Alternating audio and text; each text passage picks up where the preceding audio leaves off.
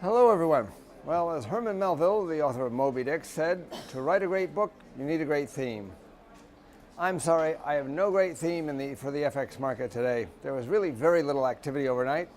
Eurodollar went higher in European trading after the German factory orders for March far outpaced expectations, but then it just lost all the gains 6 hours later. It was kind of a mysterious move that was across several currencies. You can see the same dollar rebound at the exact same time in cable, for example. I couldn't find out a good explanation for it. That was the time that the U.S. job openings and labor turnover survey was announced. It did show job openings higher than expected, but this report is always 1 month behind the non-farm payrolls, so usually it isn't market moving. The IBD-TIPP Economic Optimism Survey for May, which came out at the same time, was lower than expected and below April's levels. Actually, it was disastrous. So that couldn't explain the dollar's rally either. All told, it's a little bit of a mystery to me. There was one big mover with a story yesterday, and that was the New Zealand dollar, which was a big loser overnight after the Reserve Bank of New Zealand Governor, Mr. Wheeler, said that the central bank had done some intervention in the FX market to stem the Kiwi's appreciation, and that he was prepared to do more. Wheeler is certainly right that the currency is overvalued. The OECD calculates that it's 20% overvalued against the US dollar, 16% against the euro.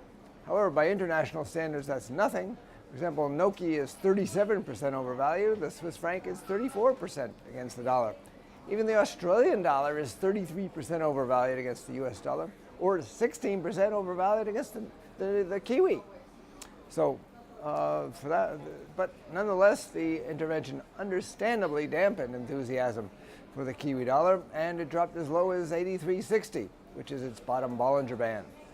It's now consolidating around the support line at 83.90, which is both a previous support and the pair's 50-day moving average. The pair's been moving in an uptrend since March, and if it penetrates that 83.60 support, it could see it complete a head and shoulders pattern, which would bring the pair lower towards 81.90. My view, though, is that after this decline, Kiwi's dollar is likely to rebound, as I think that's what the fundamentals suggest, and I don't think they'll intervene in such a massive way as to halt the appreciation, just really to smooth the movement.